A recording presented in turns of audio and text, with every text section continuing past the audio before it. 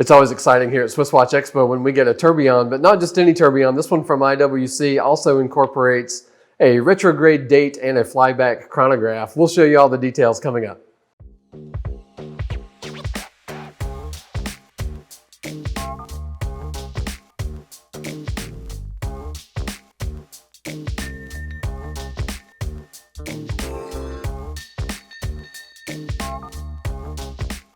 Welcome back here at SwissWatchExpo. We have IW393101. This is an incredible Da Vinci from IWC. It was launched at the SIHH 2017 show. And when they relaunched and redesigned the Da Vinci series, they envisioned the larger versions of the watch to be the new flagship that would carry the banner, really, for the brand. We have one here in hand. It is just beautiful. It's a flying tourbillon, and we'll talk about what exactly that means. It's also a flyback chronograph and a retrograde date, and we'll talk about what each of those is. But just initially, when you look at the watch, it's a 44 millimeter case, which is a great size on most people. It is about 17 millimeters thick. Now, normally a 17 millimeter thick watch, you would think, hey, that's a little on the thick side. But let's face it, if you're wearing a tourbillon, you kind of want it to be obvious that you've got on a watch, and it's going to draw a little bit of attention anyway. So it being a little bit on the thick side really is okay with this watch. Of course, it has a very nice deployant buckle, and it has a custom strap that is only available on this watch, and it's just beautiful. It really adds a piece of luxury to the rest of the presentation of the watch. But to the mechanics of it, if you're watching this video, you probably already know all about tourbillon watches. Probably the greatest watchmaker in the history of horology was Abraham Louis Breguet, and he invented the tourbillon in 1795, patented it in 1801. That patent ran out a long time ago, and so he's not getting any royalties from these at this point, I'm sure, over at the Breguet company that bears his name.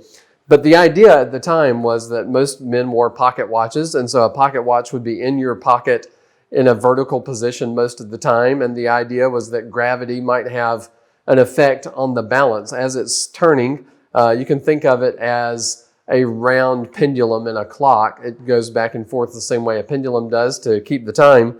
And the Earth's gravitational pull and magnetic force might have an effect on it, so he thought to himself, why don't I encapsulate that in a cage that turns once a minute, and that'll offset anything gravity might do. So it carried over to wristwatches, not necessarily very practical or really even a good reason to have it in a wristwatch that you're moving around all the time. In fact, tests show that a tourbillon is no more accurate than a regular certified chronometer, but it's visually an absolute treat. When you look at this thing, the word tourbillon, it means whirlwind. And there's just so much going on. It's a sort of an animation to your watch. It gives you some extra excitement when you look at it. As you see this one, it is called a flying tourbillon. And the reason for that is that rather than having a bridge on the top to secure the cage like you would have on a standard tourbillon, this one is only attached to the movement from the backside. So you get an unobstructed view of the tourbillon mechanism from the top. It's obviously much more complicated to make, and really only the top watchmakers in the world even attempt such a thing. So the idea is that by turning the entire balance and escape mechanism once a minute, that you would have no sort of interference from gravity or magnetism on the movement. The tourbillon itself is extremely complicated to make. Just that one part of the movement is usually about 70 parts. There's hundreds and hundreds of parts in this entire watch, and it certainly commands the respect of watch guys everywhere, but also it really is sort of a feather in the cap for the manufacturer that there aren't many companies that even attempt a flying tourbillon. But leave it to IWC to just pile whipped cream and the cherry and all sorts of other things on top on this one. The date is a retrograde date, so when it's kind of a lever that points to the 31 days, and when it gets to the last one at 31, it snaps back to day number 1 at the beginning of the next month.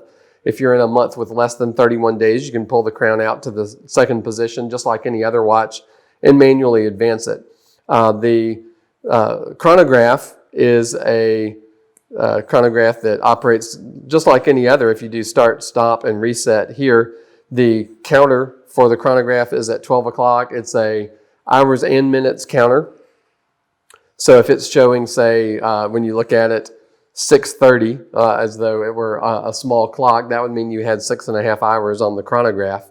But it's a flyback chronograph as well. So if you're timing something, like say laps in a race, it would throw off your timing if you had to stop and then reset. So instead, with a flyback, it doesn't hurt the movement at all to just press the reset button and you lose nothing, and it just immediately starts timing the next lap.